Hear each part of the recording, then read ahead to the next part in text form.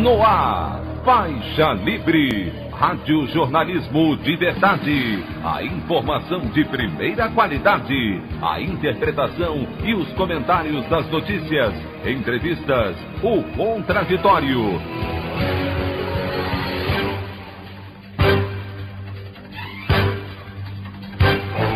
Tudo para aproximar você cada vez mais da realidade do Brasil e do mundo.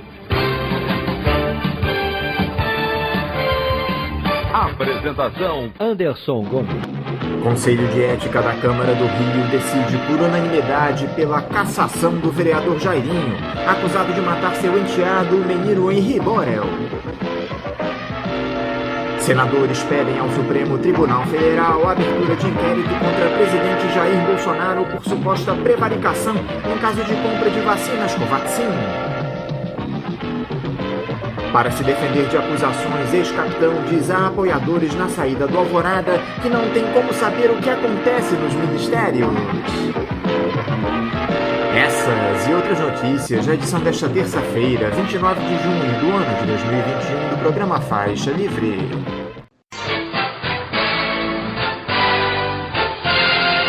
O comentário de Anderson Gomes.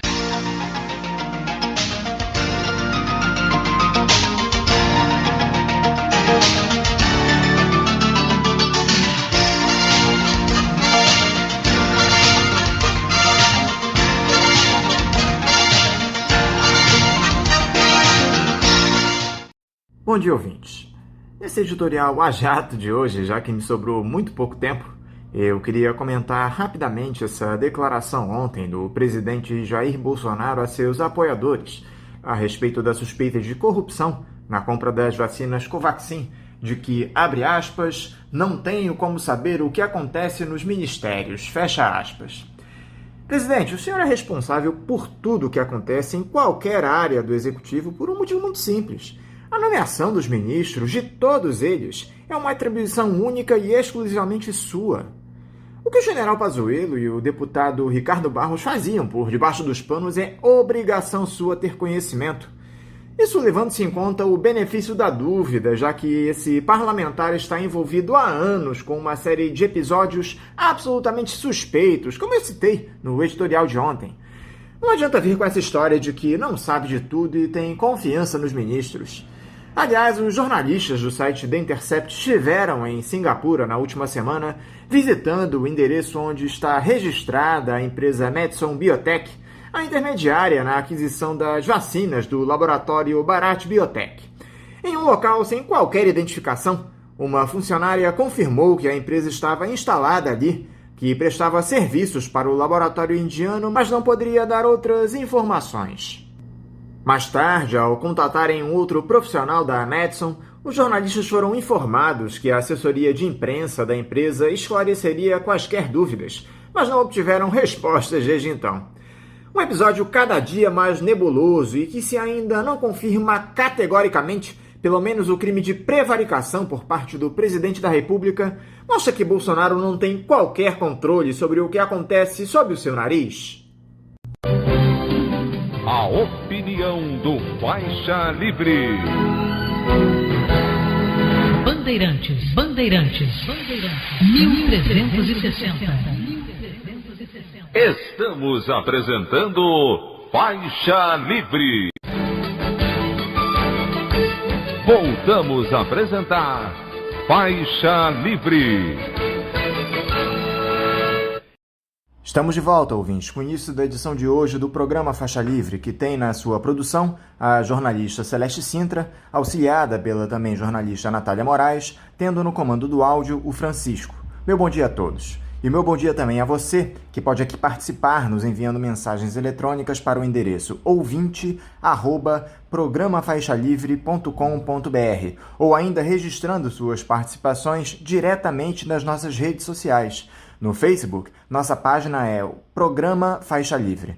No Twitter e no Instagram, para deixar o seu recado, basta seguir os perfis @PGM Faixa Livre. Lembrando que as participações por telefone estão inviabilizadas, pois durante o período da pandemia do novo coronavírus, nosso programa está sendo gravado no dia anterior à sua veiculação. Pedimos desculpas aos nossos ouvintes que costumam interagir conosco desta forma, mas foi a maneira encontrada pela equipe do Faixa Livre para mantê-los informados sobre o que acontece no país e no mundo com essa nossa visão crítica e, ao mesmo tempo, preservando a saúde dos profissionais que levam o programa ao ar.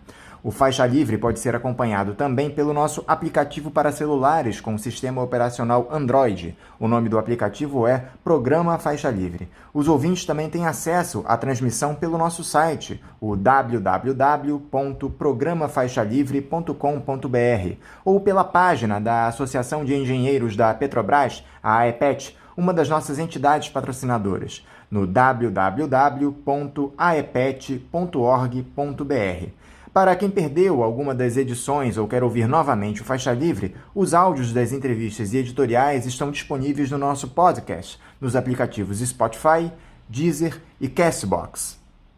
E dando início às nossas entrevistas, eu cumprimento o cientista político do Instituto de Relações Internacionais da Pontifícia Universidade Católica do Rio de Janeiro, a PUC-Rio, e membro da direção do PCdoB, Luiz Fernandes. Luiz Fernandes, bom dia. Bom dia, é uma satisfação estar de novo com os ouvintes aqui do programa Faixa Livre. Luiz Fernandes, muito obrigado por você estar aqui mais uma vez conosco no Faixa Livre. Luiz Fernandes, o cerco se fecha para a gestão Bolsonaro e justamente naquilo em que o presidente da República fazia questão de dizer que era a marca do seu governo, ainda que uma série de episódios evidenciassem o contrário, que era o combate à corrupção. Esse caso envolvendo a intenção de compra da vacina Covaxin, do laboratório indiano Bharat Biotech, aprovada por lá antes mesmo da apresentação dos resultados dos testes de eficácia, com intermediação de uma empresa supostamente laranja com sede em Singapura, que receberia 45 milhões de dólares, tendo o laboratório como representante no Brasil uma outra empresa, a tal da Precisa Medicamentos, que tem proximidade com a família Bolsonaro. Parece que o próprio filho do presidente, o senador Flávio, teria feito lobby a favor dessa empresa junto ao BNDES, enfim. Um caso eivado de suspeitas. Como é que você tem observado todo esse imbróglio, Luiz Fernandes?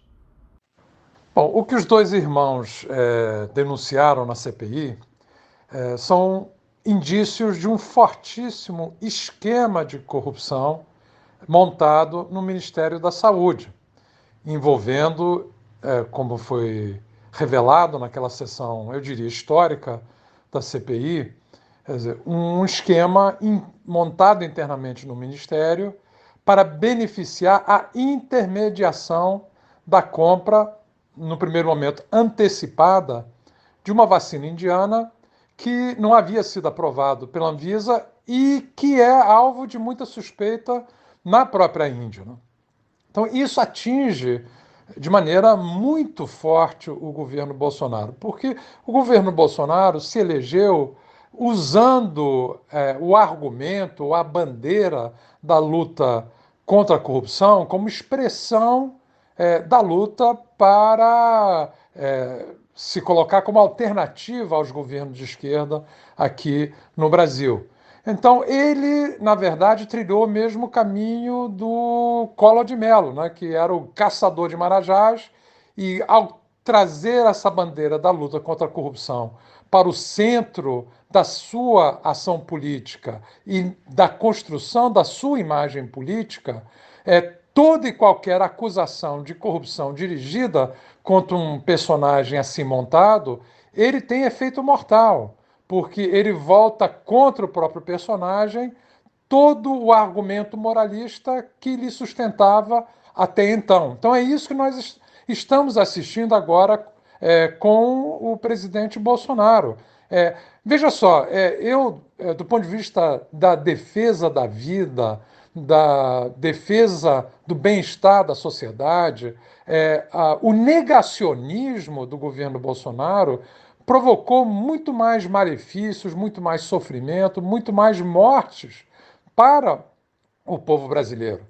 No entanto, isso não atingiu tão fortemente a opinião pública e tão fortemente a sua base de apoio do governo Bolsonaro, quanto a sua inação até o momento, é isso que está comprovado, ou o envolvimento do seu entorno mais próximo com um evidente esquema de corrupção montado no Ministério da Saúde. Então, o efeito político dessa denúncia é mortal para o governo. O governo já isolado, já com dificuldade de manter a sua base de apoio, agora é atingido naquele que é o coração da imagem que ele tentou construir para justificar a sua legitimidade no governo e para tentar legitimar os desmandos e as ações, eu diria, quase criminosas em termos do seu impacto na sociedade brasileira. Isso vinha sendo mantido sob o manto do combate à corrupção que agora se desfaz. Você acha, Luiz Fernandes, que essa denúncia do parlamentar e do seu irmão tenha se dado apenas com interesses republicanos para conter a torneira da corrupção do governo federal? O Luiz Miranda chegou até a citar na CPI o deputado Ricardo Barros, que foi ex-ministro da Saúde na gestão Temer e é líder do governo no Congresso, como alguém que o Bolsonaro disse ser o responsável por esse episódio. Há algo por trás desse tipo de prática dos irmãos Miranda? Só para registrar, esse deputado que é youtuber e foi eleito na onda do bolsonarismo na eleição passada é acusado de uma série de ilícitos na sua trajetória enquanto empresário. O que estaria por trás dessa denúncia, Luiz Fernandes? Bom, o que está exatamente por trás da denúncia apresentada pelo deputado e pelo seu irmão à CPI, que já tinha sido denunciado à Polícia Federal anteriormente e a órgãos de controle anteriormente, é difícil dizer. Mas eu acho que esse é um terreno que nós não deveríamos ingressar, porque justamente a tropa de choque de defesa do governo Bolsonaro está tentando agora atacar a reputação dos denunciantes, em particular do deputado, tentando deslegitimar a denúncia, atacando a personalidade do autor da denúncia. E isso é feito porque ele não tem resposta à denúncia concreta que foi feita. E por isso acho que esse é um terreno que nós não deveríamos respaldar ou alimentar a especulação de que motivos levaram, em particular, o deputado a dar vazão à denúncia que lhe foi encaminhada por seu irmão. O irmão é um servidor público concursado e, aparentemente, fez a denúncia preocupado em se preservar ao não ter o seu nome envolvido com uma ação irregular que pudesse se voltar contra ele. Então, ele se comportou adequadamente como servidor público, fazendo a denúncia que teria que fazer. Vale dizer que, no seu depoimento à CPI, a tropa de choque do governo tentou descaracterizar a sua ação como servidor público, dizendo que ele deveria ter se dirigido aos seus superiores. Mas a denúncia dele se dirigia justamente contra os seus superiores. Como é que ele iria denunciar para os superiores que ele suspeitava de ação irregular a denúncia da irregularidade cometida? Isso, evidentemente, é um absurdo. O secretário executivo, que estava acima desses dois superiores, estava sentado ao lado do Onyx Lorenzoni, acusando o funcionário de ter mentido, de ter adulterado um documento do Ministério ao fazer a denúncia, o que rapidamente se provou uma mentira. Mentira do Onyx Lorenzoni e do ex-secretário executivo do Ministério da Saúde, porque o documento era real. Como é que o secretário executivo ex-secretário executivo do Ministério da Saúde não sabia que esse documento era real? Se ele fazia parte da negociação da vacina na qual ele estava diretamente envolvido. Então, se armou uma falsa denúncia contra o denunciante de um esquema aparentemente muito real de corrupção montado dentro do Ministério da Saúde. Então, eu acho que não nos interessa agora especular sobre os motivos que levaram o deputado a dar vazão à denúncia, vazão pública, à denúncia do seu irmão. Porque isso acho que só serve a quem não quer aprofundar a investigação sobre o esquema que aparentemente está montado no Ministério da Saúde e que agora nós sabemos envolve muitas outras ações além da vacina indiana. Então é um esquema pesado de corrupção, cuja existência foi revelada ao presidente Bolsonaro e ele não, além de não ter tomado medida alguma para investigar a denúncia apresentada, manteve, como mantém até este momento, o denunciado como líder do governo na Câmara dos Deputados e ainda premiou a esposa desse líder de governo com um cargo de altíssima remuneração no Conselho de Administração da empresa Itaipu Binacional. Então, eu acho que o que nós deveríamos fazer agora é exigir o aprofundamento dessas investigações, ir até as últimas consequências na investigação sobre esse esquema de corrupção que está montado dentro do Ministério da Saúde, ao que tudo indica pelas denúncias apresentadas. Agora, é possível que essa denúncia e o total isolamento e a incapacidade de dar uma resposta que tenha um mínimo de coerência e consistência à denúncia apresentada por parte do governo, alimente um movimento político que é o de abandono de setores da elite nacional, setores do empresariado, setores mais conservadores da vida política nacional, um abandono por completo do governo Bolsonaro, no sentido de possivelmente respaldar uma ação que conduza ao seu afastamento, possivelmente o próprio impeachment, se for o caso, para tentar gestar uma alternativa eleitoral que possa enfrentar a candidatura do Lula nas eleições do ano que vem, que agora se apresenta como uma candidatura com grande favoritismo. E eles talvez queiram, então, se livrar de um candidato que pode ter, e aparentemente terá, crescente dificuldade de vencer as eleições do ano que vem e resgatar o sentimento antipetista, o sentimento de insatisfação com a corrupção, para tentar pavimentar o caminho para um candidato mais competitivo nesse pleito. E essa atuação do Flávio Bolsonaro exercendo tráfico de influência para favorecer essa tal Precisa Medicamentos? Não é a primeira vez que um dos filhos do presidente atua para beneficiar essa ou aquela empresa em contratos com o governo federal. É uma prática bastante comum essa na família Bolsonaro, Luiz Fernandes. Parece que eles tentam lotear a República para os seus comparsas. Bom, esse é um tema que comporá as investigações em curso, né, a partir da denúncia apresentada pelo funcionário concursado do Ministério da Saúde. Aparentemente, o senador abriu contatos para a empresa envolvida nesse esquema no BNDES. O que isso representa exatamente e que tipo de ação está envolvida nessa abertura de contato do BNDES com a empresa citada, isso a investigação revelará. O ponto que eu quero chamar a atenção é que, no primeiro momento, assim que os dois irmãos levaram a denúncia para o presidente imediatamente reagiu dizendo isso é esquema do Ricardo Barros. Então, a existência de um esquema possivelmente envolvido com ações irregulares no Ministério da Saúde já era de conhecimento do presidente da República. E é justamente a empresa vinculada a esse esquema, que era de conhecimento do presidente da República, conforme a denúncia apresentada à CPI pelos dois irmãos, é essa empresa que é beneficiada, digamos assim, por um contato do senador com o BNDES, abrindo portas para essa empresa ter acesso a linhas de atuação do BNDES.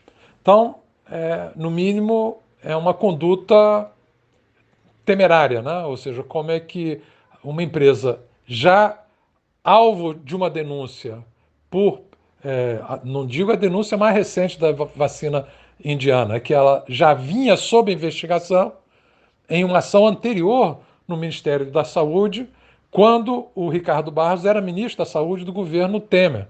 Então era já uma empresa alvo de investigação. Investigação que continua e está em curso.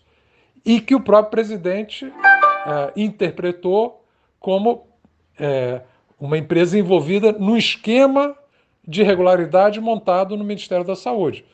Então, como é que o seu filho conduz essa própria empresa, essa mesma empresa, para o BNDES, para abrir canais de negociação, de linha de financiamento ou outra ação qualquer no âmbito do BNDES? É, no mínimo, algo que deve ser investigado a partir da denúncia apresentada pelos irmãos à CPI. Há evidências importantes aparecendo nesse caso da Covaxin, Luiz Fernandes. Documentos foram apresentados à CPI. O Ministério Público também está investigando o caso. A participação do presidente Jair Bolsonaro nesse episódio, no mínimo prevaricando, parece clara, tanto que ele tem demonstrado sentir a pressão com essas novas ofensas a jornalistas, algo costumeiro na sua gestão, mas que se ampliou nesse momento. Você acredita que hoje, capitão, conseguirá se blindar de mais essa denúncia, com toda a pressão que ele tem recebido das ruas, desse genocídio que há no país durante a pandemia? O Congresso mata essa no peito mais uma vez, Luiz Fernandes? Essa denúncia e os trabalhos da CPI estão agora no centro da luta política do país, né? Porque eles se inserem num contexto mais amplo. Em primeiro lugar, da reversão das acusações e das condenações dirigidas contra o ex-presidente Lula, que se revelaram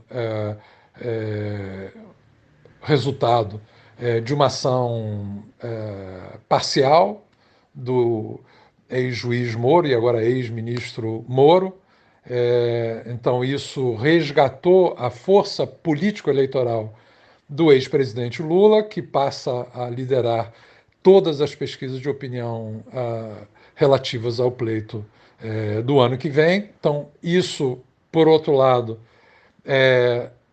acentua já um quadro de isolamento crescente na sociedade do governo Bolsonaro e do presidente Bolsonaro, no âmbito do qual ele ainda mantém resiliência em termos de manter ali uma base que já foi de 1/3, hoje é de pouco menos de 1/4 do eleitorado sustentando a defesa do seu governo e da sua candidatura à reeleição, mas agora com um ataque dirigido a ele de, no mínimo, conivência com a corrupção ou com a denúncia de um esquema de corrupção no seu governo, que desmonta talvez a principal base de legitimação da sua pretensão à reeleição e do seu próprio governo, que seria uma suposta aversão à prática de corrupção, que nós sabemos que há vários indícios já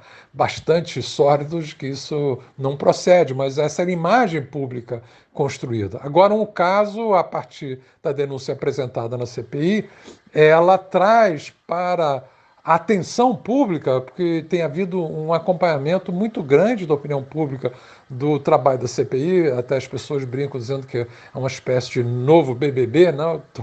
Todas as pessoas acompanham os debates da CPI, tem atraído muita atenção, e há uma clara entrada no cenário da opinião pública de uma denúncia que desmonta essa imagem de governo intransigente com todo e qualquer ato de corrupção. Quer dizer, claramente o presidente não agiu a partir de uma denúncia concreta de corrupção apresentada, não abriu investigação séria sobre a denúncia que lhe foi apresentada direta e pessoalmente e premiou o alvo da denúncia, na sequência, que é o líder do seu governo na Câmara dos Deputados.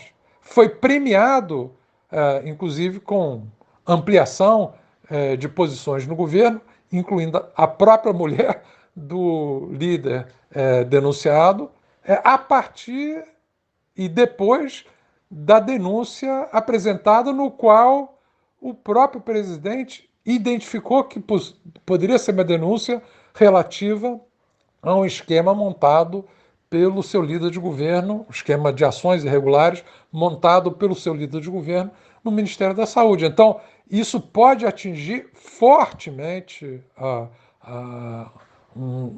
parte dessa base ainda resiliente de apoio ao governo, né? Porque aqueles que se mobilizaram para manter e reafirmar o apoio ao presidente Bolsonaro em função do seu compromisso com o combate à corrupção, agora essa base ela é ruída. Então, há que se ver o desdobramento desse processo, né? E, em particular, uma peça-chave a ser acompanhada é a evolução do Centrão. Como é que o Centrão vai se posicionar diante disso, né? Porque, se confirmar um quadro de grande dificuldade de reeleição, ele pode desembarcar desse processo e abrir caminho para um movimento político que é de tentativa de estruturação e viabilização de uma alternativa político-eleitoral distinta de direita ou de centro-direita para enfrentar a esquerda nas eleições do ano que vem. Então, quer dizer, o jogo está aberto, né? Mas está aberto em condições de crescente fragilidade e dificuldade na ação do presidente Bolsonaro. Agora, caso os parlamentares decidam desembarcar do governo, Luiz Fernandes, analisando que o barco está afundando, sem chance de salvação, você acha que o Bolsonaro apelaria para um golpe com parte das Forças Armadas e essas milícias que apoiam a sua gestão? Há quem diga na possibilidade de uma guerra civil provocada justamente por esses milicianos, para que o presidente recorresse a um estado de sítio. Você vislumbra essa possibilidade caso o ex-capitão se veja isolado politicamente?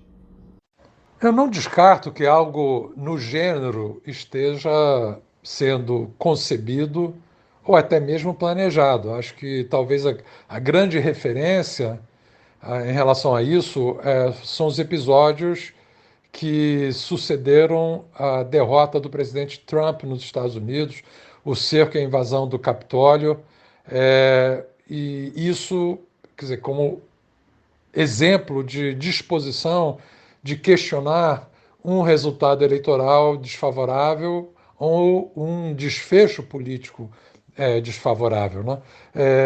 De certa maneira, nós podemos acompanhar também o que está acontecendo no Peru, algo do mesmo tipo, né? A resistência de uma candidatura de direita derrotada em aceitar o resultado do pleito. Isso ainda não houve desenlace, mas tudo indica que haverá no Peru um desenlace favorável ao reconhecimento do triunfo eleitoral do Castillo. Esperemos que isso se consolide. Então, essa possibilidade, ela existe aqui no Brasil. Eu até acho que o debate que está sendo levantado pelo governo Bolsonaro em torno das urnas eletrônicas, questionando a segurança das urnas eletrônicas, propondo a volta, de alguma forma, de voto impresso, é uma tentativa já de antemão de deslegitimar o resultado de uma eleição em que ele saia perdedor.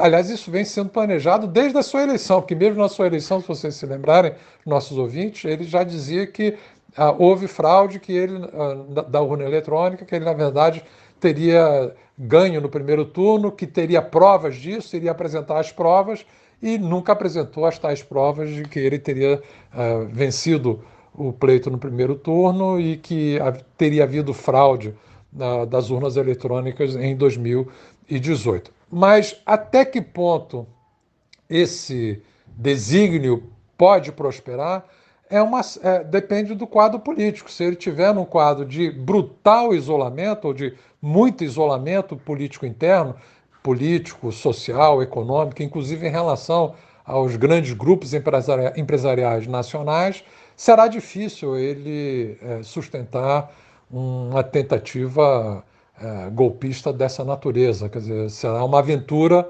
sem capacidade de triunfo e que, pela pouca probabilidade de triunfo, também poderá operar como desincentivador desse tipo de ação. Então, eu diria que esse é um risco no horizonte, nós não podemos minimizar esse risco, mas o isolamento político crescente do governo poderá tornar essa alternativa inviável. Outra situação curiosa e que diz muita coisa em relação a esse episódio, Luiz, é a pressão exercida para a assinatura do contrato com a Covaxin de um tal Coronel Pires, que foi assessor do Ministério da Saúde na gestão Eduardo Pazuello. Será que o general Vilas Boas, aquele que ameaçou o Supremo para que não concedesse um habeas corpus ao Lula antes das eleições de 2018, vai postar alguma coisa nas suas redes sociais sobre esse suposto envolvimento de um militar nesse episódio de corrupção? Bom, se as investigações apontarem envolvimento de algum militar da ativa ou algum ex-militar num esquema de irregularidade no Ministério da Saúde ou em qualquer outra área do governo, isso terá forte repercussão nas Forças Armadas e no Exército em particular. Porque o repúdio, a denúncia da corrupção, a afirmação da impessoalidade e da moralidade na condução dos assuntos públicos e da ação de governo é um pilar discursivo e de identidade das Forças Armadas. Então, qualquer comprovação de atuação irregular por parte de alguém que mantenha vínculo com as Forças Armadas será fator de grande insatisfação dessas forças e reforçará a posição daqueles que, dentro das forças, sempre acharam um equívoco, um erro, esse forte envolvimento de quadros originários das Forças Armadas nas ações de um governo como é o governo Bolsonaro. Luiz, o resultado desse morticínio que nós temos visto no país, desses escândalos de todos os tipos no governo, é a queda da popularidade do Jair Bolsonaro e o povo de volta às ruas. Tivemos 2 atos muito significativos recentemente e já há outra mobilização marcada para o dia 3, o próximo sábado. É o combustível que faltava nesse caldeirão para levar ao impeachment do presidente? Ainda completando o meu raciocínio anterior, devo dizer que o risco que se apresenta para as Forças Armadas de ter um grande número de quadros originários das forças, alguns dos quais ainda na ativa em funções de governo, o risco envolvido nisso é de uma politização indevida de uma força armada que deve se manter como força profissional, não envolvida na política, imune a preferências político-partidárias, cumprindo missões constitucionais. Então, seja qual for o governo, não compete o envolvimento das Forças Armadas de maneira mais ativa, mais presente nas ações de governo, sob risco de descaracterizar a natureza profissional da sua missão de defesa constitucional e passando a gerar temores de que essa Força Armada possa ter envolvimento político na determinação dos rumos da vida nacional, como já teve em momentos anteriores da nossa história, que esperamos que a consolidação democrática possa ter efetivamente superado. Então, queria completar esse raciocínio em relação à pergunta anterior. Em relação às manifestações, eu diria que essas manifestações ainda não expressam o volume da insatisfação com a condução dada pelo presidente Bolsonaro e o governo Bolsonaro ao enfrentamento da pandemia e com outras dimensões da sua atuação político-governamental, né? ela ainda não expressa por completo essa insatisfação, porque parcela da população que está insatisfeita com a condução dada a pandemia pelo presidente Bolsonaro e o seu governo, também receia romper normas de isolamento físico que fazem parte das ações de enfrentamento da pandemia. Então, todos sabem que ao participar de manifestações, eles promovem, quem participa das manifestações, também promove aglomerações que contrariam as normas de enfrentamento da pandemia. Então, eu diria que, embora muito massivas, elas são, até a sua massividade, tão mais significativa quanto menos representam a totalidade da insatisfação, porque há muitas pessoas, cidadãos, que gostariam de estar participando dessas manifestações e não fazem por estarem preocupados ainda com a continuidade da pandemia do nosso país. Então, na medida em que se avançar na vacinação e que a pandemia fique mais sob controle, eu acho que as pessoas como um todo sentirão mais tranquilidade para participar de manifestações públicas, expressando sua insatisfação com o governo, não só pela condução da pandemia, como por outras dimensões da ação do governo, que é vista como antissocial, antipopular e inaceitável, antidemocrática em várias dimensões também e inaceitável. Então, a perspectiva, pelo menos na minha opinião, é de uma escalada das manifestações, na medida em que avançar a vacinação e a situação da pandemia ficar sob maior controle no país.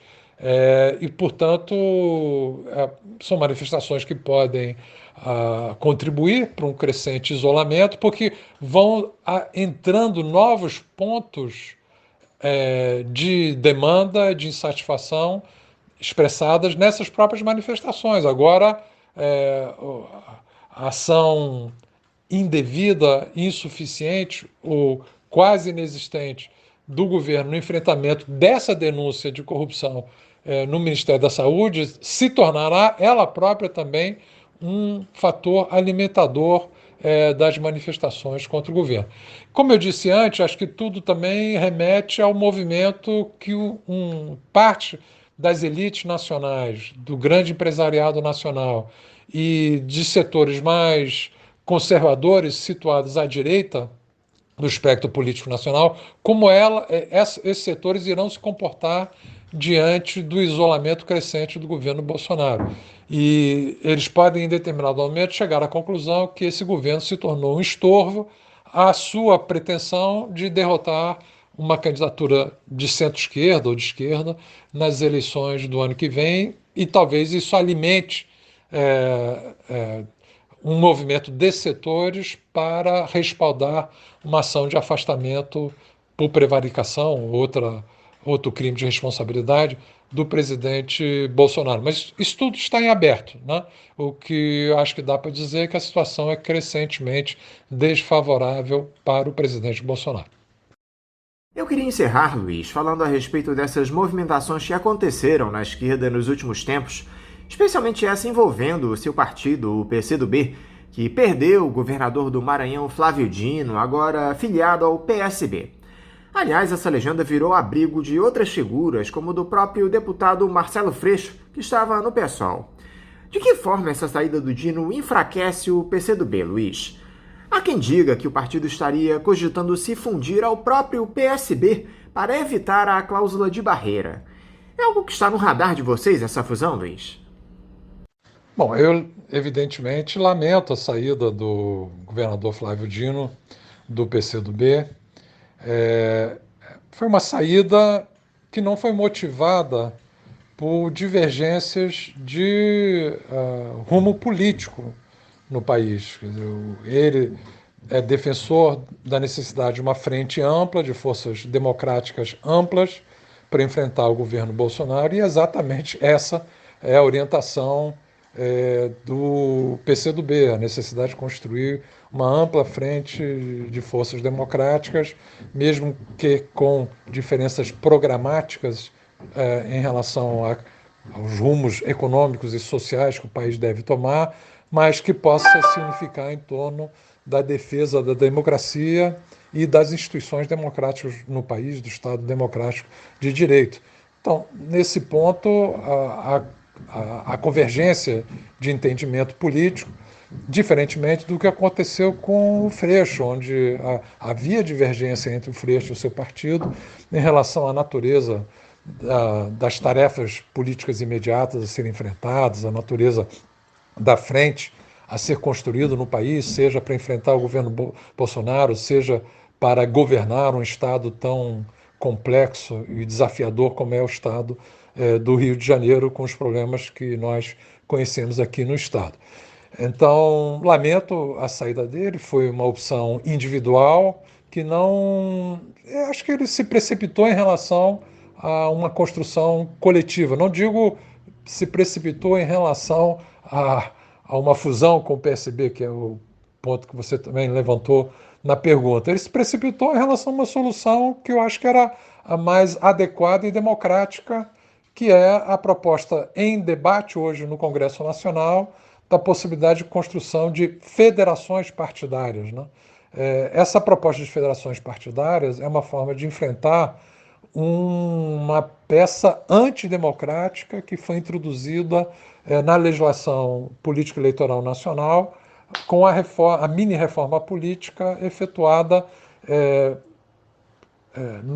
pelo Congresso Nacional anteriormente, quer dizer, a proibição de coligações e a introdução de cláusulas de barreira de desempenho eleitoral, ela é uma legislação que, na verdade, pune partidos com perfil mais programático existente na esquerda nacional, como é o caso do PCdoB.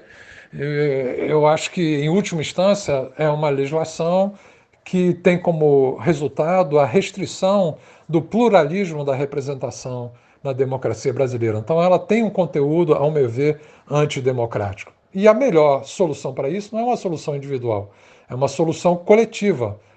E a solução coletiva em curso é a mudança dessa legislação com a autorização da criação de federações partidárias que são construções de não coligações para um pleito, mas de uma união programática mais ampla que perdura toda uma legislatura e, portanto, não pode ser alvo da crítica, ao meu ver, oportunista feita pelos defensores dessa legislação antidemocrática, de que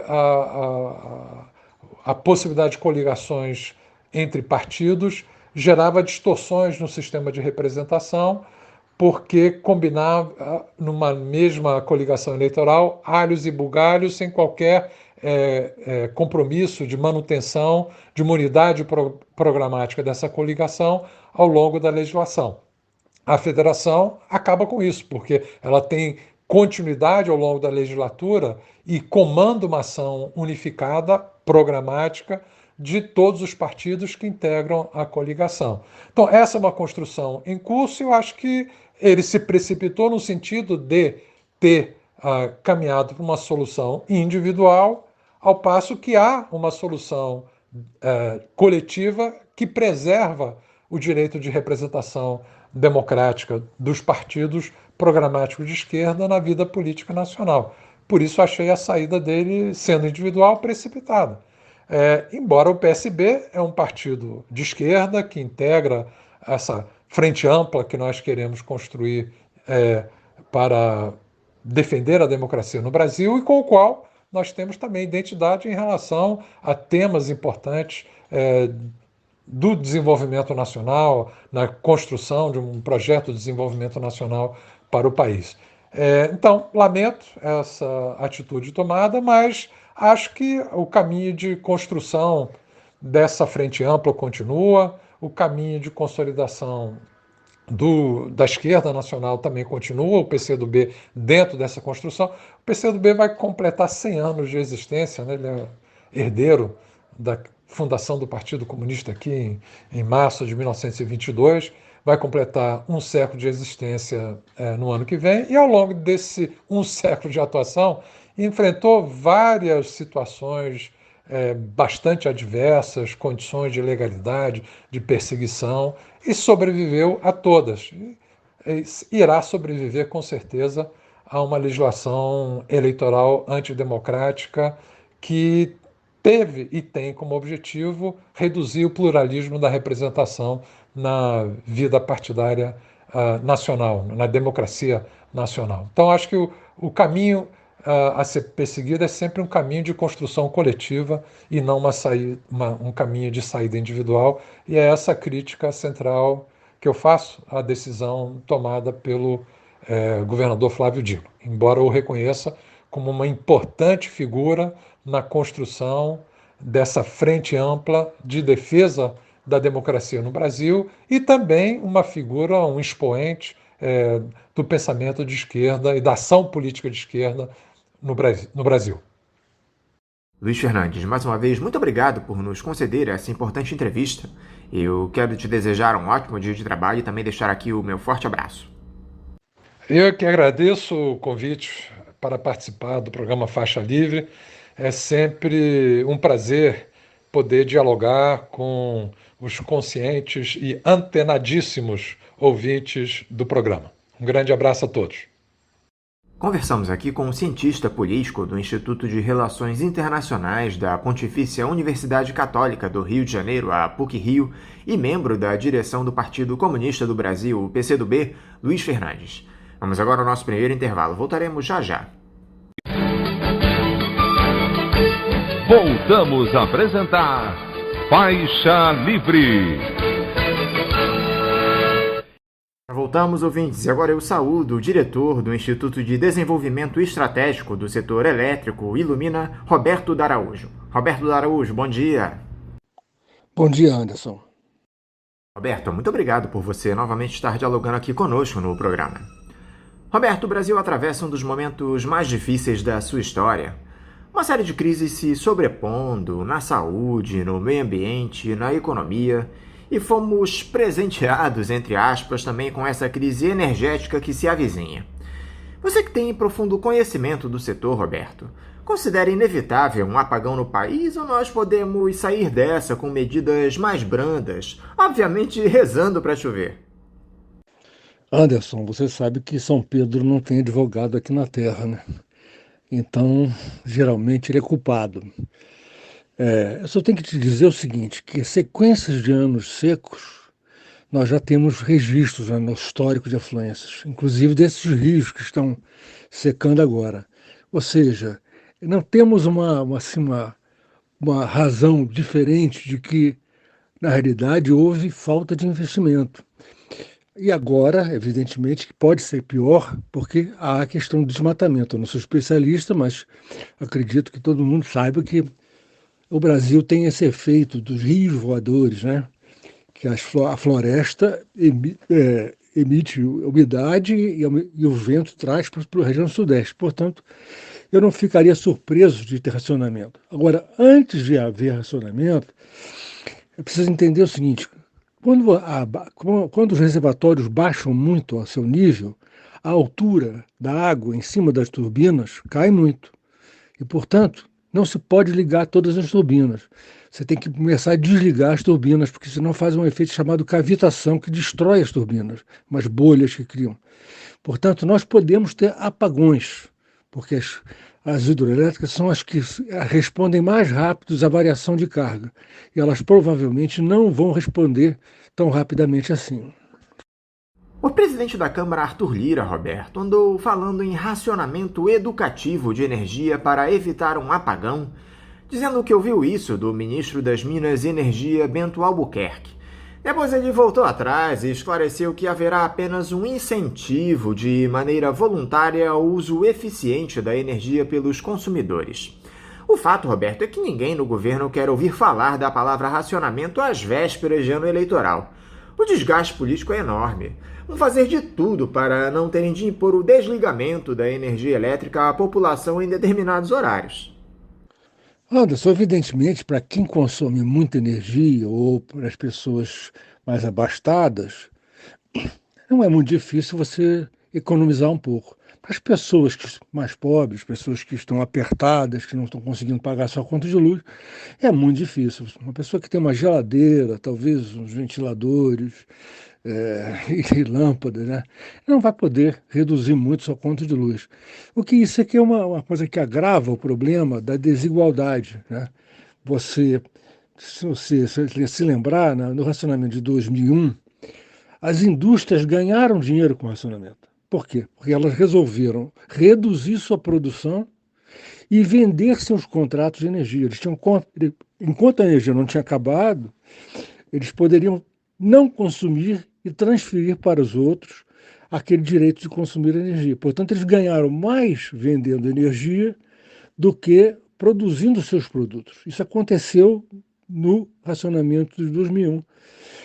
Evidentemente que nós temos que fazer um plano. Agora, é preciso não deixar que aconteça isso, porque é uma coisa absurda que alguém ganhe dinheiro com a desgraça alheia. Agora, o governo federal diz que esse colapso energético é provocado pela falta de chuvas no país, que impede as hidrelétricas de trabalharem, já que os rios estão em volume muito baixo. É esse só o motivo, Roberto? Ou faltou planejamento dessa e de outras gestões? Certamente houve planejamento, é o que eu tinha respondido na pergunta anterior, que São Pedro não tem advogado. Evidentemente que as chuvas estão baixas. Evidentemente que a gente precisa saber se isso tem a ver com a queima das florestas na Amazônia, mas é preciso entender o seguinte: quando você tem nível baixo, se você tem mais fontes de energia, por exemplo, outras hidrelétricas, outras solares e outras eólicas, você não precisa esvaziar tantos reservatórios. Quer dizer, a melhor resposta para anos secos, que os rios têm uma vazão menor, seria você ter outras fontes. Evidentemente que o Brasil é um país completamente diferente dos outros, nós temos um estoque. Se os seus reservatórios estão vazios, qualquer usina, por exemplo, solar, que gera um pouquinho, ela permite que você guarde um pouco mais de água. A verdade é que a presidente Dilma tinha razão. Você pode estocar vento, pode estocar sol, você pode estocar também óleo combustível. Se você liga uma usina de óleo combustível, você guarda água. Só que a usina de óleo combustível é muito cara. O sol e as eólicas estão hoje as fontes mais baratas. Portanto, falta planejamento e falta investimento. Não sei se você sabe que nós, desde que a gente adotou esse modelo privado mercantil, nós multiplicamos por 6 a quantidade de térmicos que nós temos. Na realidade, o setor privado não investiu como se imaginava. O que deveria ter sido feito, Roberto, para não chegarmos a esse cenário catastrófico? Parece que essa crise é ainda pior do que aquela que tivemos lá em 2001. O que faltou ser feito de lá para cá, Roberto? Só para deixar as pessoas que vão duvidar de mim, porque esse nome é chocante, sabe qual seria a área total necessária para você, com usinas solares, gerar toda a carga do sistema brasileiro, todo o consumo do sistema brasileiro? Claro que ninguém vai fazer isso, porque se o sol vai embora, você não tem mais energia. Só em termos de comparação, se nós fôssemos construir uma usina solar que gerasse toda a energia que nós consumimos no ano inteiro, que área ela ocuparia? As pessoas podem ficar chocadas, mas ela ocuparia 15% da área do estado de Sergipe. É isso mesmo.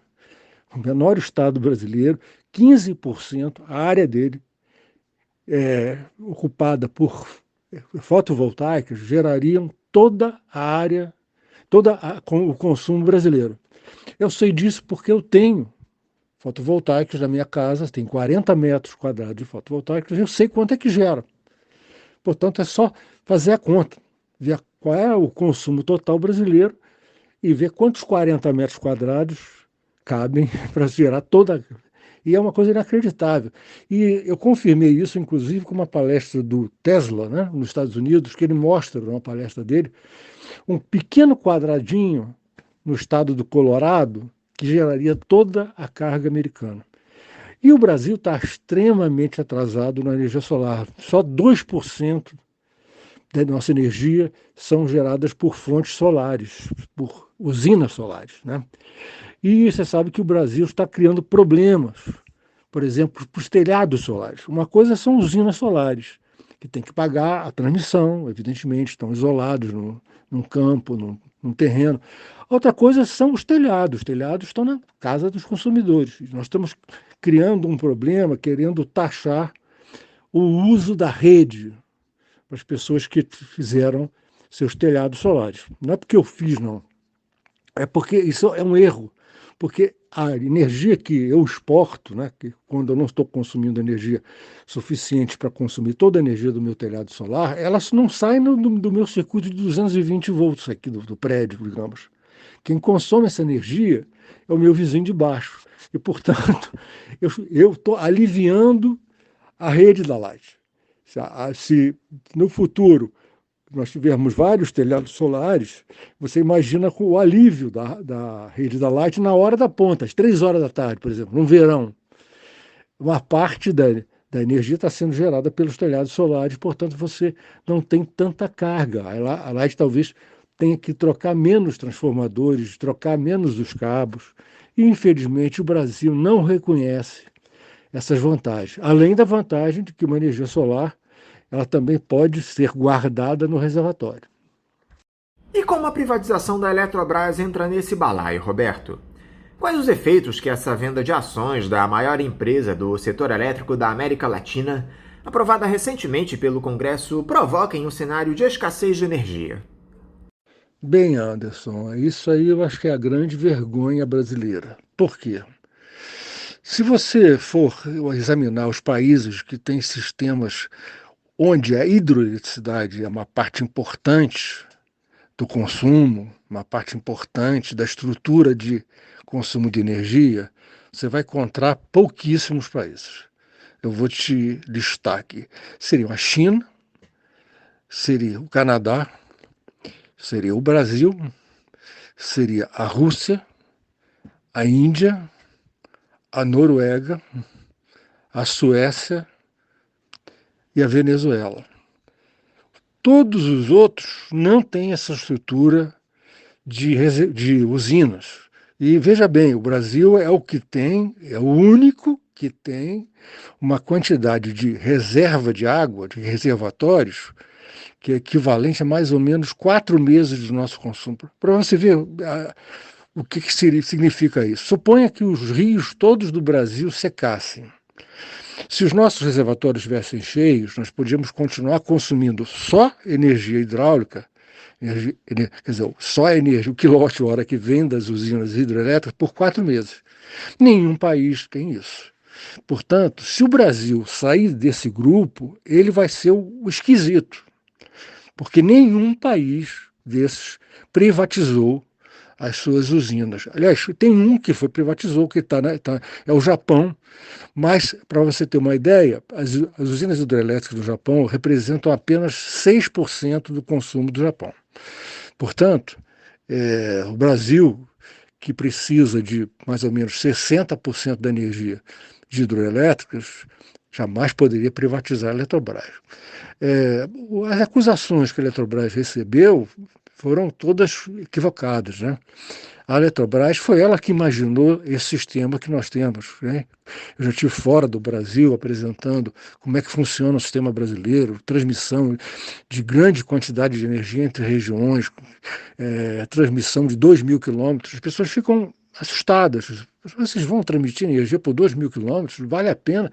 Vale a pena, porque nós temos climas diferentes. Às vezes chove no sul e não chove no sudeste, às vezes chove no sudeste e não chove no sul. E nós podemos aproveitar o sistema onde as linhas de transmissão elas exercem um papel super importante. Nos outros sistemas do mundo isso não é assim. As linhas estão mais ligadas às cargas locais, aqui não. que você pode estar agora consumindo energia que vem lá do Nordeste, né? Depois eu vou explicar essa situação do Nordeste. Agora, evidentemente, apesar de eu tenho tristeza de falar isso, né?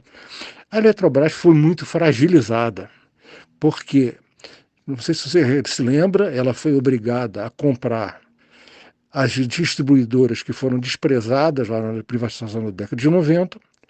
Depois, quando houve o racionamento, o consumo caiu, ela foi descontratada, apesar de ter preços mais baixos das usinas que entraram, ela perdeu os contratos. Então você perde o contrato, mas você tem uma usina hidrelétrica, você tem que continuar gerando.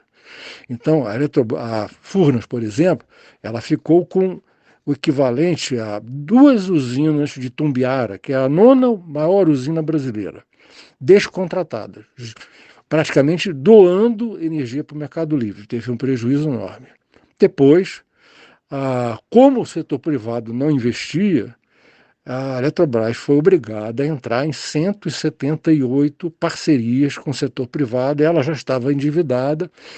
A taxa de juros que ela pagava nos empréstimos dela era maior do que o retorno desses investimentos. Na realidade, ela fez isso para animar o setor privado. Para você ter uma ideia, as hidroelétricas, que é onde ela foi parceira, só as hidroelétricas, onde ela foi parceira do setor privado, são mais de 17 mil megawatts. É mais do que uma Itaipu.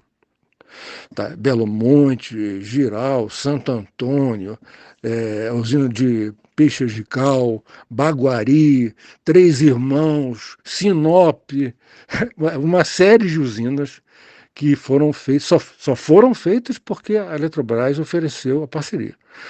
Não bastasse isso, ela foi vítima da medida provisória 579, que está correta em termos da tese. Usinas antigas podem cobrar mais barato, mas o que não está correto foi a dose. A dose foi excessiva para conseguir baixar a tarifa geral com o sacrifício das usinas da Eletrobras. Para você ter uma ideia, a nota técnica que estabeleceu quanto é que as usinas da Eletrobras poderiam cobrar, a média eram de R$ 7,67 por cada 1.000 kWh, por megawatt-hora. Para você ter uma ideia, nós, na residencial, nós pagamos por volta de 500. Depois esse valor de R$ 7 foi corrigido, mas, por exemplo, a usina de Furnas ela não recebe mais do que R$ 30. Isso daí é uma coisa que fragilizou a Eletrobras. E aí vieram outras coisas, por exemplo, a acusação de que ela tinha muitos empregados, não cabia de empregos. Nós lá do Ilumina, se vocês procurarem lá, tem uma postagem chamada Sem Debate, que eu mostro a comparação do número de funcionários que a Eletrobras tem por megawatt, né? Evidentemente que eu tenho que relacionar com alguma coisa, comparado com todas as outras empresas, grandes empresas, e várias que estão no Brasil. A Eletrobras ela já tinha metade desse índice de empregado por megawatt das outras empresas. Então foi um crime, né? Essa redução que o Wilson Ferreira fez, porque não se sabe nem quem foram as pessoas que saíram da Eletrobras, a expertise das pessoas. Né? Então, isso é o fim da picada, porque vai aumentar a tarifa, né? Evidentemente que o setor privado não vai se interessar a vender energia por esses valores das usinas cotizadas, chamada cotizada, e vai elevar o preço. Não há como você abaixar a tarifa. Evidentemente que eles vão criar um subterfúgio, um subsídio que não é recorrente, né? Então vão pegar um pedaço da venda do ativo da Eletrobras para baixar a tarifa, mas isso é falso. Né? Tarifa a gente abaixa reduzindo o custo. Aquele argumento utilizado por alguns parlamentares para dizer que a privatização da Eletrobras vai reduzir a tarifa de energia para a população pela criação da tal Conta de Desenvolvimento Energético, um fundo setorial que vai contar com recursos da própria venda da estatal e parte dos lucros de Itaipu Binacional. Isso de fato é verdade? Haverá redução na conta para os brasileiros? Vou citar aqui como se fosse vou criar uma metáfora. Suponha que você tem uma padaria e os teus clientes comecem a reclamar que o pão está caro, né? Você, o que esse dono da padaria, o Brasil, está fazendo? Ele faz o seguinte: ele vende o apartamento dele, né, pega um pedaço do valor que ele vendeu para compensar a redução falsa do preço do pão. Não é assim que você reduz o preço do pão. Como é que você poderia reduzir o preço do pão? Você poderia reduzir o preço do pão comprando um forno mais eficiente, comprando uma farinha que seja mais fácil de se fazer o pão, organizando melhor a sua padaria, né, diminuindo a conta de luz. Quer dizer, o que é inacreditável que o Brasil aceite é que existe uma maneira falsa de se reduzir preço. Redução de preço se faz com redução de custo. E por que nós temos uma tarifa cara? Não sei se vocês sabem, o Brasil tem hoje a segunda tarifa mais cara do planeta. Aí fala, você está exagerando. Se eu pegar minha conta de luz e dividir pelo dólar, você vê que eu pago pouco dólar. Mas ninguém faz essa conta assim, né? Porque se o dólar sobe, a tua conta baixa. Se o dólar abaixa, a tua conta sobe. Então não é assim. A Agência Internacional de Energia faz uma conta que é a única válida, que é a paridade do poder de compra. Ela compara o preço da energia no Brasil e em outros países com outros produtos e outros serviços. Então ela vê se o preço da energia está caro em relação a outras coisas que nós podemos comprar ou não. E com dados de 2018, porque ela não fez ainda para os outros anos, em 2018 nós já éramos os vice-campeões. O único país que tem o preço mais caro é a Alemanha, porque a Alemanha está fazendo um grande esforço para se livrar das usinas a carvão e das usinas nucleares. Por isso que ela tem um imposto caro e ela cobra caro para poder fazer essa façanha. O Brasil é o contrário, né? O Brasil fez o contrário. O Brasil num período onde já se falava em aquecimento global, de emissão de gás carbônico, o Brasil multiplicou por 6, como eu tinha dito, a quantidade de usinas térmicas. E é por isso que nós estamos com a tarifa cara. Isso é uma outra coisa que pouca gente entende. Quando você tem usinas térmicas muito caras, elas compõem a oferta de energia, né? Mas como elas, às vezes, não são despachadas pelo operador nacional do sistema, ou seja, o operador diz assim, não liga as térmicas agora. Por quê? Porque elas são caras. Então, para cuidar do nosso custo, o operador não liga as térmicas. E quem é que liga? Quem é que gera no lugar delas? As hidráulicas. Portanto, quando você tem muitas usinas térmicas caras, elas esvaziam o reservatório. Então, em parte, e aqui eu não estou falando como advogado de São Pedro, em parte, não é só os rios que estão com afluências mais secas que esvaziam o reservatório. O que esvazia o reservatório é uma oferta muito cara que te obriga a usar a reserva que você tem. É como se você tivesse uma caixa d'água que está pela metade, você está preocupado, e alguém chega e fala assim, olha, eu te vendo garrafas de água mineral e eu quero R$ 50 por cada garrafa de água mineral. Você vai dizer assim, olha, obrigado, eu não vou continuar usando minha caixa d'água. Então vai ter um momento que você vai comprar como se fosse a única opção, né? É a única, aliás, no caso, é a única opção.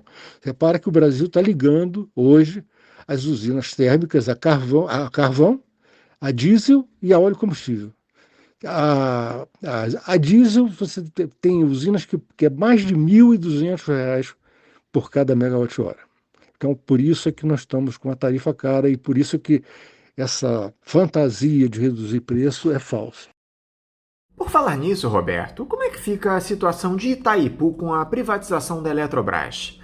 A operação da hidrelétrica é dividida igualmente entre Brasil e Paraguai, ainda que nós usemos quase toda a produção das 20 turbinas instaladas. Itaipu entra nesse processo de venda da companhia. Como anda atualmente a nossa principal hidrelétrica? Bom, Anderson, o que tá no projeto é que Itaipu a eletronuclear, elas vão formar uma nova estatal, né? Agora, o que me preocupa é o seguinte: nós não estamos apenas privatizando a Eletrobras e colocando a Itaipu numa outra estatal. Nós temos um sistema que funciona como uma espécie de imitação de um sistema de base térmica. Como eu já te falei, o Brasil é o único no mundo, né? Nós temos estoque. Então, repara, o exemplo que eu te dei, acabei de te dar. Por exemplo, uma usina térmica cara, se ela vier para o Brasil para vender energia, ela falha. Por quê? Porque quando você tem água, porque, veja bem, nós estamos com uma seca agora, mas se vocês olharem o período 2009, 2010, 2011 e até 2012, vocês vão ver que nós tivemos bastante água. E nesse momento você deveria desligar as usinas. Então, ou elas são contratadas de uma maneira diferente, contratadas pela potência, né? Não precisam gerar, e aí é diferente, porque a receita é menor, né? Ou elas são contratadas você admite que elas têm um valor para o sistema. Elas têm mesmo, uma usina térmica tem um valor para o sistema que tem reservatório. Por quê? Sem uma usina que funcione como um seguro, nós não poderíamos reduzir muito o nível dos reservatórios, porque ficaríamos com medo. Se você tem uma térmica, você pode reduzir mais. Então, ela ajuda mais a você guardar a água da chuva. Então, fizemos um modelo matemático que atribui a cada usina um valor fixo de energia. Esse é que é o grande problema. E por quê? Porque quando as usinas hidrelétricas têm um excesso de energia, além desse valor matemático, isso é liquidado no chamado mercado livre. Então, o mercado livre ele é capaz de se aproveitar das hidrologias exuberantes, que em alguns anos existe, ou então de sobras, né? No racionamento, por exemplo, o nosso consumo caiu 15%. O mercado livre, que liquida a sua não geração, olha que muito difícil isso, né? Uma usina que não gera, ela liquida o que ela não gerou pelo chamado preço de liquidação de diferença, que lá no pós-racionamento chegou a ser tão barato quanto R$ 4 por megawatt-hora. Então, esse mercado livre, ele se aproveita de situações típicas de sistemas hidráulicos, que às vezes chove. Então, eles especulam, né? Será que vai chover? Então, nós, que somos consumidores cativos, somos consumidores das distribuidoras, nós não temos esse direito. Então, o que aconteceu? Que esse mercado livre, que hoje já está por volta de 30% do consumo, ele não investiu em novas usinas. Por quê? Porque ele acha melhor. Ele ficou, para você ter uma ideia, 10 anos com preços baratos. Até 2012, ele ficou com preços baratíssimos. Então, ele preferiu, se você vai me oferecer com pouco risco energia barata, por que eu vou contratar alguém para construir uma usina para mim? E olha, estou falando de 30% do consumo brasileiro. Bom, o que Itaipu tem a ver com isso? Porque metade do Itaipu é do Paraguai. E depois, com a implantação desse mercado livre, que eles estão querendo ampliar isso, né, que nós todos sejamos clientes do mercado livre, o Paraguai vai poder vender energia no mercado livre. E isso é um poder muito grande, para uma quantidade de energia muito grande. Então você imagina uma usina como o Itaipu, que tem 14 mil megawatts, vendendo energia no mercado livre com o poder de mercado que ela tem.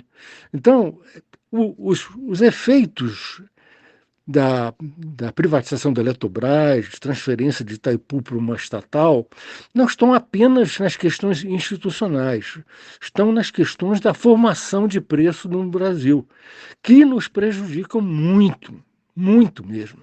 Para você ter uma ideia, os preços que valeram no Mercado Livre nesse período que eu falei, de 2003 até 2012, chegaram a ser 40 vezes menores do que o nós pagamos no residencial. Então, isso evidentemente porque havia sobra e havia hidrologias muito boas. Agora, imagina quando acontece o contrário, quer dizer, e agora que está acontecendo, né? O Mercado Livre não investiu em expansão e, portanto, agora os preços estão altos lá no Mercado Livre. Portanto, olha o poder de mercado no Itaipu. Então, nós estamos com um sistema muito mal bolado para o Brasil. Nós temos que rever ele profundamente. Eu, sinceramente, estou muito desanimado que a gente não vai conseguir fazer isso, porque é como se nós tivéssemos pego uma estrada que dá no lugar errado, mas nós já andamos tanto que agora não dá para voltar tudo. Esse é que é o problema. Ainda mais com a Eletrobras tão fragilizada e tão à beira de ser dominada pelo setor privado. Ainda há algo que possa ser feito, Roberto, para evitar a entrega da Eletrobras? Como andam essas articulações para tentar barrar a ação absurda do parlamento brasileiro para favorecer o capital hegemônico, entregando a joia da coroa das nossas estatais? Anderson, você pode reparar pelas minhas respostas que a minha área é uma área mais técnica, né? Então, eu não sei se nós temos algum argumento de fundo institucional, de fundo legal para impedir alguma coisa. Mas o que eu queria te testemunhar aqui é o seguinte: nós tentamos convencer os deputados e depois os senadores de que havia muitas dúvidas que não tinham sido sanadas. Tentamos demovê-los dessa ideia de instalar 8.000 megawatts de térmicas a gás no meio do Brasil, onde não tem nem gasoduto, mostrar a ele que a Eletrobras tem lucro, que a Eletrobras poderia continuar no sistema para ser uma espécie de paradigma, um parâmetro, uma espécie de ferramenta de última instância. Nós vamos ficar sem o último degrau da escada. Se nós cairmos, nós vamos levar um tombo feio. Bom, e nós percebemos que os assessores dos deputados, que são tantos, né, e tão bem pagos, não conhecem absolutamente nada do setor elétrico. Eu cheguei a mandar uma mensagem para o senador Eduardo Braga, contestando ponto a ponto o que ele falou, e uma assessora dele me respondeu, dizendo que ia me responder ponto a ponto o que eu tinha dito. E, evidentemente, não conseguiram. Aí você percebe que existe uma negociata por trás, não existem razões técnicas, né? Então, eu fico assim imaginando assim, bom, será que a gente consegue levar isso para o Supremo Tribunal Federal? E será que o Barroso ou o Gilmar Mendes vai entender do setor elétrico? Eles devem ter assessores também, né? Mas será que os assessores entendem do setor elétrico? Isso aqui é o ponto principal, né, Anderson? Aqui, a Eletrobras ela não está ligada diretamente ao consumidor. O consumidor recebe a tua conta da Light, ou da Eletropaulo, ou da Celg, né? E ele não sabe que lá por trás tem a Eletrobras. Ou seja, nós tínhamos que ter uma espécie de estratégia para quebrar essa barreira da informação da mídia. Não sei se você sabe, quer dizer, essa é a impressão que eu tenho. A mídia é contra o Bolsonaro, mas é a favor do Paulo Guedes, né? Globo, Estadão, Folha de São Paulo. Então a gente não consegue quebrar. O Ilumina, desde 96, está chamando a atenção para vários pontos errados no setor elétrico. E todas as vezes, por exemplo, que eu já dei entrevista, até uma coisa engraçada, por exemplo, eu dei entrevista para um repórter do Estadão, e eu até falei assim, mas eu falo uma coisa para você e eu vou dar uma olhada no Estadão, não está escrito nada. Ele falou assim, olha, Roberto, eu escrevo para o Broadcast Estadão. Broadcast Estadão é uma outra entidade, essa publica o que você fala. Essa Broadcast Estadão é acessada por empresários, políticos, né? É outra assinatura. E o Estadão pega alguma coisa que está publicado no broadcast Estadão e publica no jornal. E isso daí não é da minha área. Então, veja, ele confessa para mim que o Estadão tem uma filtragem e certas coisas o Estadão não quer que se publique. Então, também não sei se adianta, porque quem é que a classe pobre, por exemplo, quem vai ler o Estadão? Mas de alguma maneira nós temos que fazer, eu não sei qual é. A gente precisa aproximar a Eletrobras da população. A gente foi deixando, e realmente agora a gente pode estar num problema muito sério. É impressionante, Roberto, como esses ultraliberais insistem nessa estratégia de vender tudo que é empresa pública. O resultado, em via de regra, é trágico e não faltam exemplos. Talvez o último deles seja esse da Supervia, a concessionária responsável pela operação dos trens urbanos aqui no Rio de Janeiro, que acabou de entrar com um pedido de recuperação judicial, acumulando cerca de 1 bilhão e 200 milhões de reais em dívidas. Isso porque o Estado tem uma das tarifas mais caras do país, se não a mais alta. Privatização só produz ineficiência e mais desigualdade no acesso aos serviços, Roberto. Anderson, aí nós entramos no seguinte. Nós entramos na seguinte frase chocante. O Brasil não sabe privatizar. Privatizar não é vender empresa. Repara, você está falando da Supervia. Quem construiu as linhas do trem? Quem construiu as estações? O Estado. E, na realidade, o Brasil sabe privatizar a Caixa Registradora. Nós estamos privatizando a Caixa Registradora. Isso é assim também, por exemplo, na linha amarela, nos pedágios. Né? Quem viaja, por exemplo, eu já fiz uma viagem longa ali pela Califórnia, do norte da Califórnia até o sul da Califórnia, e eu estranhei por ter passado por várias praças de pedágio desativadas. Eu tinha alugado um carro, e aí quando eu voltei, eu perguntei para o rapaz lá, falei assim, mas por que essas praças estão desativadas? Ele me disse, claro, o pedágio já foi cobrado e a estrada já foi paga. Ou seja, o Estado da Califórnia constrói a estrada, explora a estrada para amortizar o investimento, depois que ela é amortizada, você não precisa mais pagar. No Brasil, é o contrário. Nós construímos a estrada e com o problema das dívidas públicas que se espalham por todos os cantos, se privatiza digamos, a receita, né? A receita depois se deixa para lá com os defeitos da privatização. A estrada Rio-Petrópolis, que é um caos, né? E você paga um pedágio alto. E aí eu vou te contar uma história, para você ver qual é a diferença de agências reguladoras brasileiras e agências reguladoras americanas. As agências reguladoras americanas têm mais de 100 anos. Né? Elas surgiram pelo conflito que havia entre o agronegócio americano e as linhas de trem. Então, na realidade, um conflito que uma agência que começou a legislar sobre questões locais. Nós criamos um anel lá no federal, e no estado quase não tem agência reguladora. Então, a história que eu vou te contar é o seguinte, a companhia de gás de Chicago, privada, teve uma denúncia dos trabalhadores da companhia de gás dizendo que havia vazamento de gás nas periferias, como sempre as periferias sofrem, né? E essa denúncia foi aceita pela agência reguladora do estado de Illinois e ela simplesmente fez o seguinte, falou para a companhia de gás, olha, vocês nos dias tais e tais e tais, vocês estejam nos seguintes locais, tais, tais e tais, que nós vamos medir a pressão do gás. Se vocês não forem, vocês serão multados. Se vocês forem, vocês vão ver conosco a pressão mais baixa.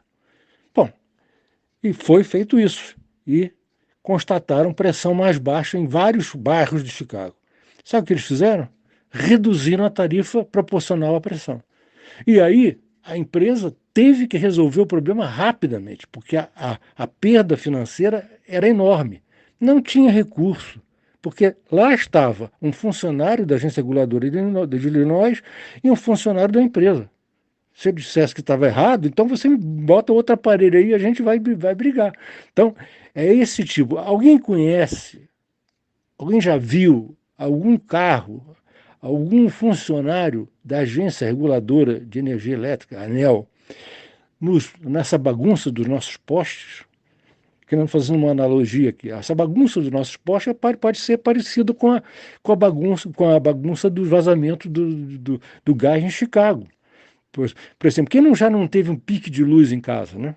Não é apaguinho, não é ficar apagado um pouquinho. O pique de luz é pior do que o apaguinho, porque você tem um transiente da corrente.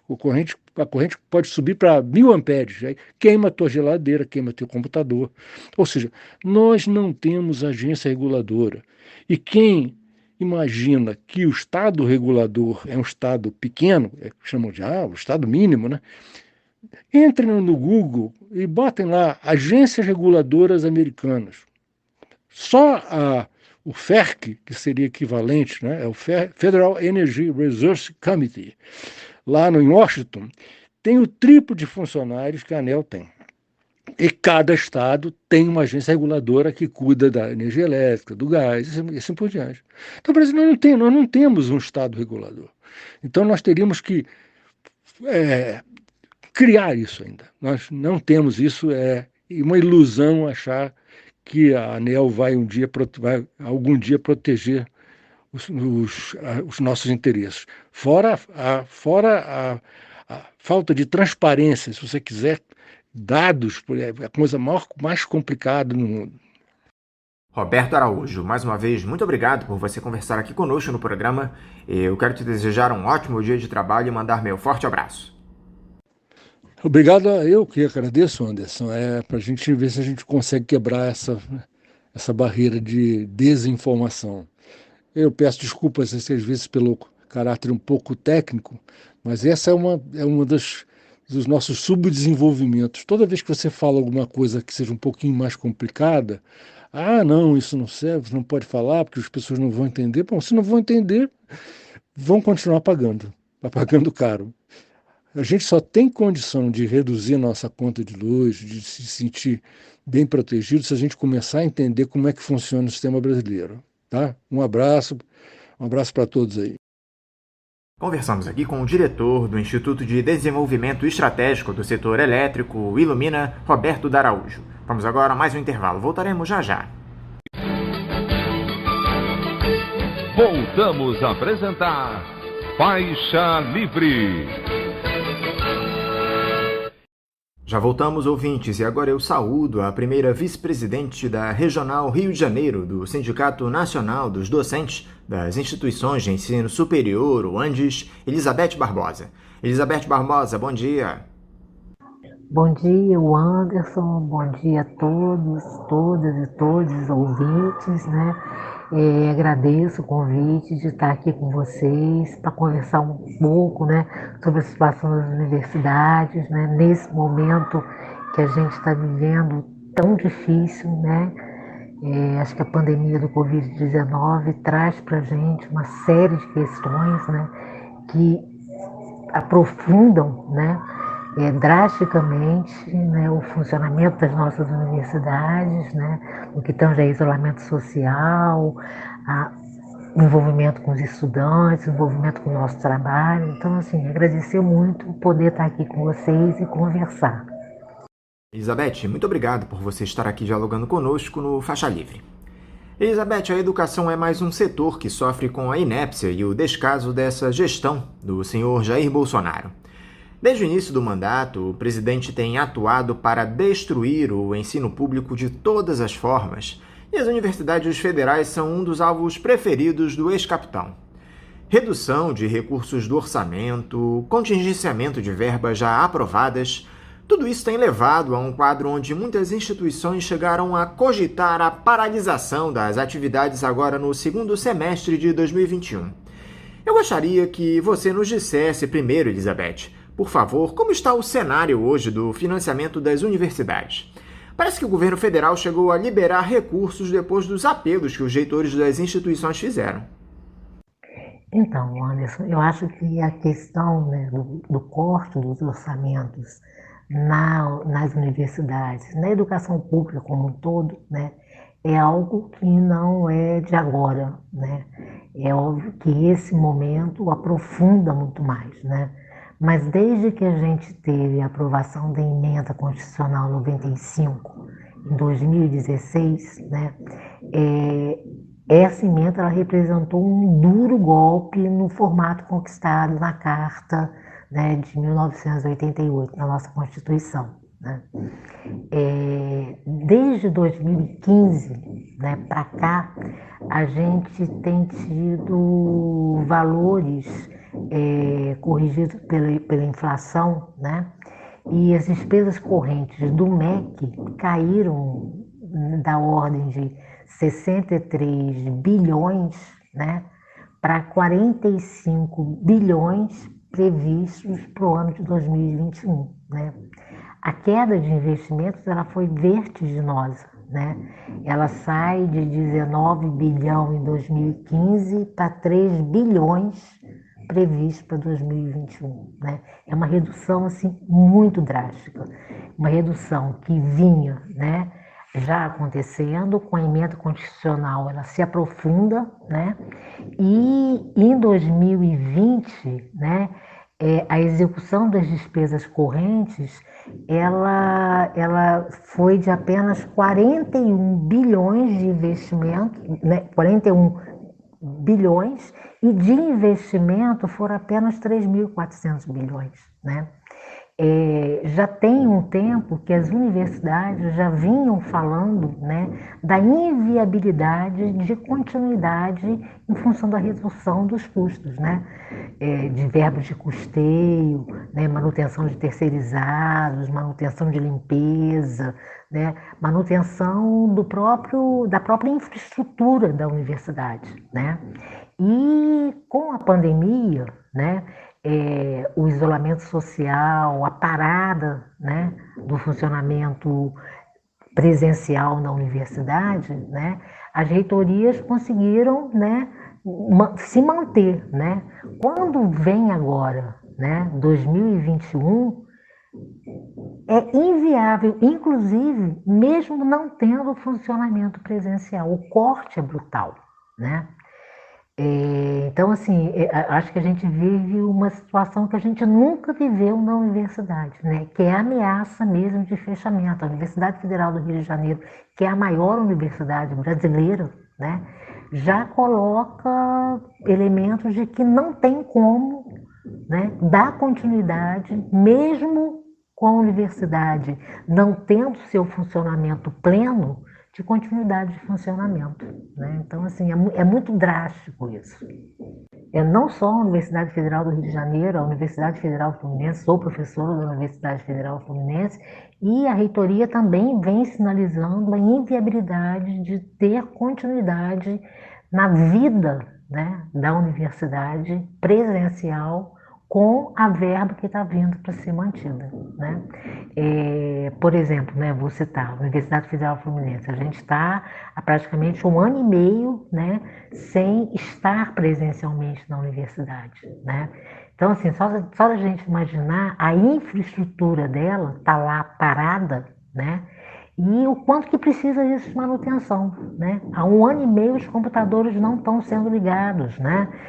Ao mesmo tempo que você tem uma economia, né? Porque você não tem o movimento diário dela, mas você precisa de uma verba para manter, né, o mínimo da infraestrutura dela, né? Então, assim, para além da verba de funcionamento, né, a gente tem que pensar também na necessidade de manutenção, né, que vai ser necessária, né, à medida que a gente tiver retorno presencial, né? E com o corte, porque o corte foi brutal, né, do ano passado, de 2020 para cá, né, a LOA já retira 1 bilhão de investimento. É muita coisa, né? É muita coisa de retirada de recursos para o que a universidade necessita, né? A universidade que nesse momento da pandemia, mostra para a sociedade a importância delas, pesquisas. São as universidades que estão gerando as pesquisas dessa pandemia que a gente está vivenciando, né? Então, o quanto que esse governo está sendo perverso, né, com a educação pública, né, com a produção de conhecimento, que é tão importante, né, para esse país, e nesse momento se mostra, né, a gente consegue perceber, acho que a sociedade como um todo consegue perceber a importância da universidade, né, e o quanto que ela está sendo esvaziada no sentido de financiamento, de manutenção, né? Deveria ser o contrário, né? Deveria se ter muito investimento, porque a gente sabe da importância da universidade. E ainda há o risco de instituições federais não conseguirem manter as atividades esse ano, Elizabeth. A possibilidade de paralisação por falta de recursos ainda está no radar para alguma universidade? Então, Anderson, como eu já estava sinalizando, né, há um risco muito grande das universidades não darem conta, né, de funcionar, né, no ano de 2021 e para diante, né. Eu acho que não existe mais aonde cortar custeio das instituições, né? E o previsto, o que está sendo sinalizado de corte, só por isso já provoca a paralisia de serviços essenciais dentro da universidade, né? Então, assim, já existe, né, essa possibilidade, né? E se a gente pensar, né, do retorno presencial, né, quando a gente conseguir dar conta dessa pandemia, né, a gente vai precisar de uma política sanitária, a gente vai precisar de protocolo sanitário para esse retorno. E é óbvio que isso vai gerar mais custos, né? Então, assim, é ameaçador, né? Pensar no funcionamento da universidade já com esse orçamento precário que está aí, né, de coisas essenciais que vão paralisar, e depois a possibilidade do retorno presencial, de como que a gente vai conseguir retornar presencialmente, porque vai ter que ter investimento, né, e com esse corte é inviável pensar na possibilidade do retorno. O que vocês do Andes têm feito a respeito para minimizar o drama das universidades, Elizabeth? Vocês têm dialogado com o Ministério da Educação nesse sentido? Houve iniciativas na Justiça para garantir recursos para que as instituições permaneçam em atividade? Então, Anderson, a gente, né, enquanto a diretoria do Sindicato Nacional, né, nós temos pautado o tempo todo, né, a questão orçamentária, né. Quando estava para ser votado, né, a lei orçamentária, né, nós fizemos várias pressões, né, no Congresso Nacional, articulado com as nossas seções sindicais, articulado com outras entidades da educação, com o Sinasef, com a Fazubra, né, de pressionar, né, a votação de que não houvesse cortes, ao contrário, que houvesse maior investimento. Não conseguimos, não conquistamos, né? E a gente no Andes hoje está empenhado, né? A gente vai fazer o lançamento agora de uma campanha nacional pela recomposição orçamentária nas instituições federais de ensino, né? Essa campanha, junto com a recomposição orçamentária, com a defesa dela, com a luta para ela, né? A gente também, dentro dessa campanha, vai ampliar a campanha em defesa da educação pública, né? Porque eu acho que é extremamente importante, porque não é uma questão só da universidade, envolve toda a educação pública, envolve todo o segmento de ensino superior, porque o que a gente vivencia no setor federal, os estados e municípios também vivenciam, né? Existe um investimento mínimo, né? A emenda constitucional 95, ela não só, né, traz, né, a perspectiva de cortes, né, nos serviços essenciais, educação, saúde, assistência, como também agride, né, diretamente esses mesmos eixos, saúde, educação e assistência nos estados e nos municípios. Então, a gente vai fazer uma grande campanha, né, de recomposição orçamentária, a defesa da educação pública, realizando uma série de atividades, lives, atividades presenciais, com todos os cuidados, né, sanitários, para que a gente possa viabilizar a chegada disso ao maior número de pessoas, né, a sociedade como um todo, na defesa da educação pública, na valorização do nosso trabalho e na recomposição orçamentária no que tange aos serviços essenciais, saúde, educação e assistência, né? A quebra do orçamento de 2020 para 2021 é em torno de menos 18%. E isso é muito ruim, né? E é não só na perspectiva de orçamento para a universidade em termos de infraestrutura, né? A gente também teve uma redução muito profunda, né? Na ordem de 177 milhões de recursos para assistência estudantil, né? E os recursos da assistência estudantil, ele é destinado à permanência dos alunos de baixa renda, né? Então, isso também gera um problema muito grande, né? Porque, veja, a gente está vivendo uma pandemia, a gente está vivendo hoje uma situação de não poder ter o ensino presencial, então o ensino remoto, isso já gera uma série de dificuldades para os nossos estudantes estarem, né? O acesso à internet, o acesso a uma infraestrutura que dê, né, condições dele estar participando das atividades, né? Sem esse investimento, né, essa redução abrupta do investimento na assistência estudantil, vai gerar uma evasão muito grande, né? Então, assim, a gente está vivendo dentro da universidade, não só da universidade, eu acho que em todas as esferas da educação, né, uma dificuldade muito grande de qualidade de ensino, de manutenção dos nossos estudantes, né? Então é uma questão muito séria. Eu falei há pouco no Ministério da Educação, Elizabeth, mas eu te confesso que tenho visto muito pouca atuação do ministro Milton Ribeiro. Quando ele aparece é com uma daquelas declarações eivadas de preconceito típicas do bolsonarismo. Como é que vocês do Andes classificam o trabalho do Milton Ribeiro depois de várias gestões trágicas no Ministério? Primeiro com o Ricardo Vélez Rodrigues, depois com aquele inclassificado Abraham Weintraub. Então, acho que o Ministério da Educação, né, ele, nesse governo Bolsonaro, ele nunca teve alguém que realmente entendesse educação nesse lugar, né? Você perguntava, né, como é que está sendo a nossa relação com o Ministério. Não está sendo. O Ministério da Educação não recebe ninguém, nem dialoga com ninguém, até porque eles não têm o menor interesse nisso, né? Ao contrário, né? Tudo que a gente vê saindo do Ministério é exatamente tentativas de desmontar, de desqualificar o trabalho que nós, professores, universidades, institutos, Cefetes, entidades, né, instituições do ensino tecnológico, da própria educação básica, é um desmonte, né?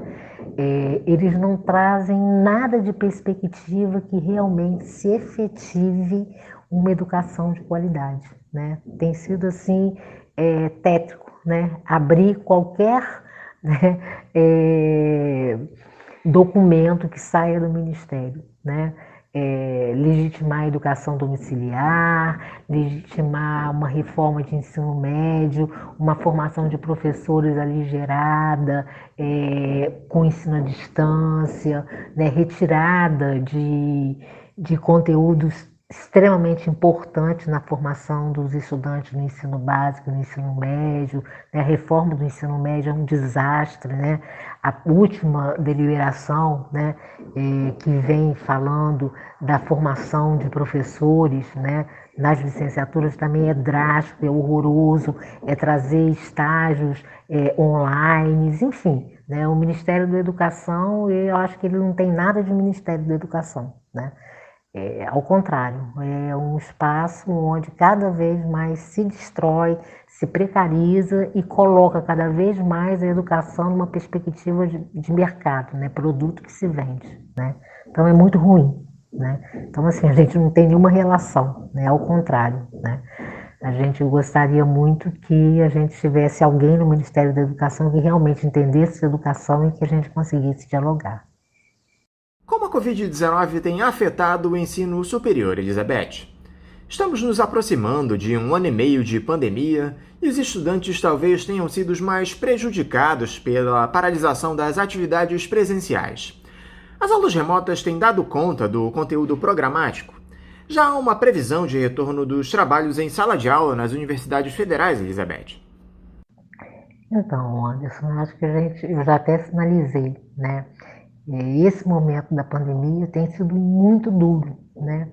Desde o início da pandemia, quando a gente paralisou as nossas atividades, praticamente todas as universidades, né, naquele momento estavam retornando, né, para o primeiro semestre de 2020, e que a gente se viu, né, na condição de isolamento social e que internamente começou-se as discussões de como que a gente daria conta, né, do ano de 2020, né, surgiu a perspectiva do ensino remoto emergencial, né, depois o ensino remoto que acabou ficando. A gente hoje está já, né, por exemplo, na minha universidade, na Federal Fluminense, a gente já está no primeiro semestre de 2021, e é muito ruim, não é?